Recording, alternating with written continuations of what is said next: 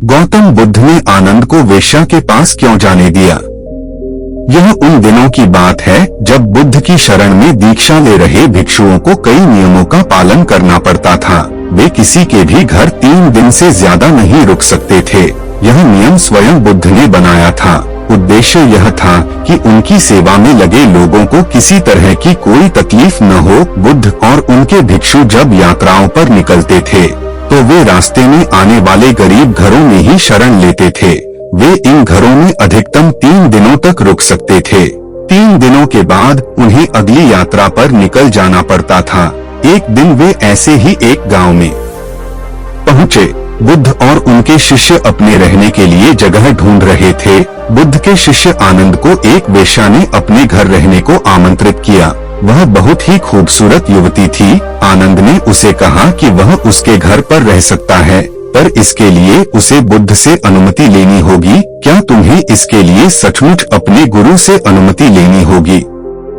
युवती ने पूछा। नहीं, मैं जानता हूँ कि बुद्ध मेरी बात मान जाएंगे, पर उनसे पूछना एक रिवाज है। ऐसा जवाब देकर आनंद बुद्ध के पास पहुँचे। हे बुद्ध, इस गांव में 3 दिनों के विश्राम के दौरान एक स्त्री मुझे अपने घर पर आमंत्रित कर रही है, लेकिन वह स्त्री एक वेश्या है। क्या मैं उसके आमंत्रण को स्वीकार कर सकता हूँ? आनंद ने बुद्ध से पूछा। बुद्ध ने आनंद की ओर मुस्कुराकर देखते हुए कहा, अगर वह तुम्हें इतनी प्यार से आमंत्रित कर रही है तो तुम्हें उसके निमंत्रण को ठुकराना नहीं चाहिए। जाओ और आराम से उसके घर ही रहो। बुद्ध की यह बात दूसरे शिष्यों को गवारा न हुई। उन्होंने बुद्ध से सवाल पूछा, आप आनंद को एक वेश्या के घर कैसे भेज सकते हैं? यह भिक्षुओं के आचरण के खिलाफ है। बुद्ध ने जवाब दिया, तुम लोग थोड़ा इंतजार करो, तुम्हें 3 दिनों में अपने सवाल का जवाब मिल जाएगा। सारे शिष्य चुप हो गए।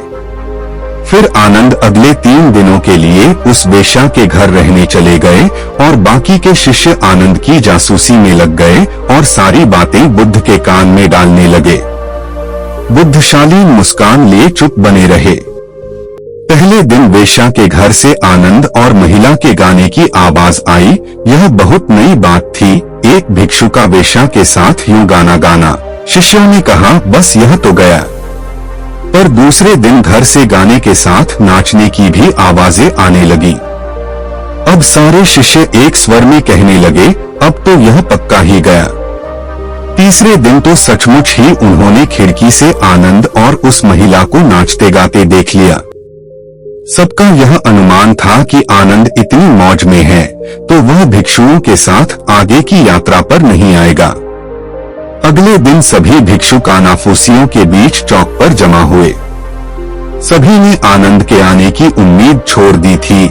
सभी सोच रहे थे कि वह इतनी सुंदर स्त्री का साथ छोड़ भिक्षुओं के साथ क्यों आएगा, परंतु तभी सबने आनंद को एक सुंदर स्त्री के साथ अपनी ओर आते देखा। वह सुंदर स्त्री एक महिला भिक्षुक का रूप धरे हुए थी। बुद्ध उसे देखकर मुस्कुरा रहे थे, जबकि बाकी विस्मित होकर खुले मुंह से आनंद और उस महिला भिक्षुक को ताक रहे थे।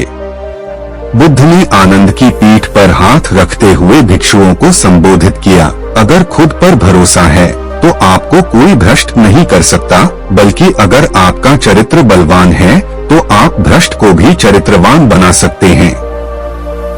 ऐसा कहते हुए बुद्ध ने वेश्या से भिक्षुक बनी महिला का स्वागत किया और सभी लोग आगे की यात्रा पर निकल पड़े।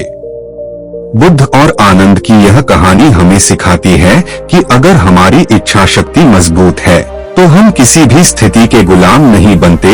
यह बहुत मजेदार बात है कि खोट तो हमारे अपने दिल में होता है और शक हम दूसरों पर करते हैं।